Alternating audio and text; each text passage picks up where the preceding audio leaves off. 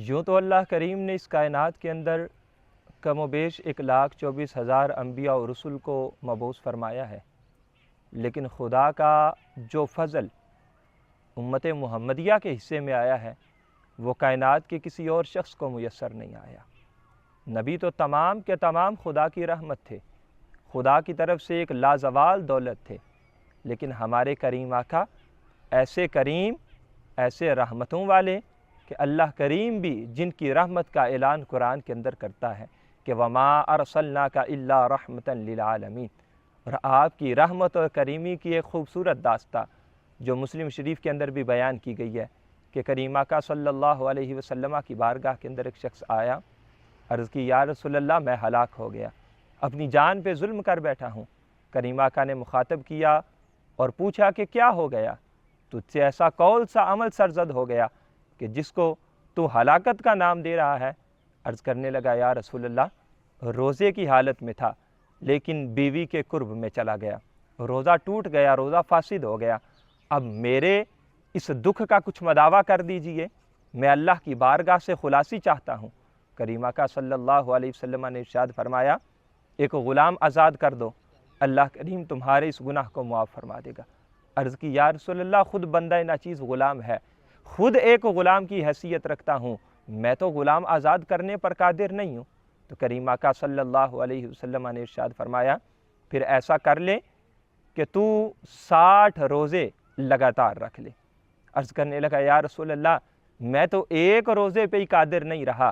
اگر اتنی سخت ہوتی تو کم از کم یہ فرض روزے ہی بخوبی سر انجام دے لیتا۔ یا رسول اللہ 2 ماہ کے وہ بھی لگاتار اور مسلسل، میں تو ان روزوں پر قادر نہیں ہوں۔ پھر کریم آقا صلی اللہ علیہ وسلم نے مزید ارشاد فرمایا کہ اگر ایسا نہیں کر سکتا تو پھر یوں کر لے کہ 60 مسکینوں کو 2 وقت کا کھانا کھلا دے، تیرے اس عمل کی وجہ سے اللہ کریم تیرے اس گناہ کو معاف فرما دے گا۔ عرض کرنے لگا یا رسول اللہ پورے مدینے کے اندر مجھ سے غریب تو کوئی ہے ہی نہیں، میرے گھر میں خود 1 وقت کا چولہا جلتا ہے، یا رسول اللہ 1 وقت کا نہیں جلتا، تو میں تو اس چیز سے بھی عاجز ہوں کہ میں 60 مسکینوں کو کھانا کھلا دوں اور وہ بھی 2 وقت کا۔ کریم آقا صلی اللہ علیہ وسلم ابھی اسی گفتگو کے اندر مصروف تھے، صحابہ کہتے ہیں ایک شخص بارگاہ خدمت میں حاضر ہوا اور ایک کھجوروں کا ٹوکرا حضور کی بارگاہ ناز کے اندر پیش کیا۔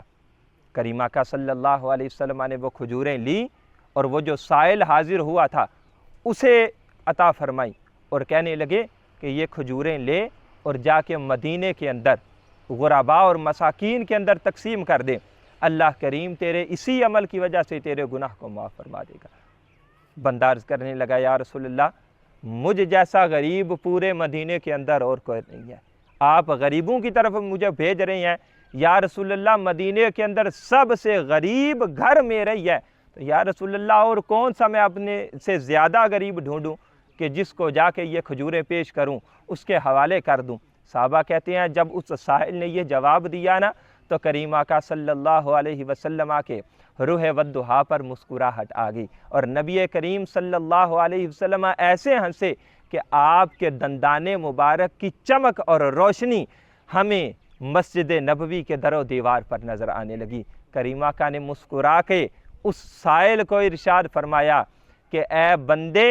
آج تو محمد عربی کے در پہ آیا ہے اور ایک حاجت لے کے آیا ہے، میں تیرے اس دکھ کا مداوع یوں کرتا ہوں کہ یہ کھجوروں کا ٹوکرا اٹھا جا کے گھر والوں کو کھلا دے، اللہ کریم تیرے گناہ کو اسی کی برکت سے معاف فرما دے گا۔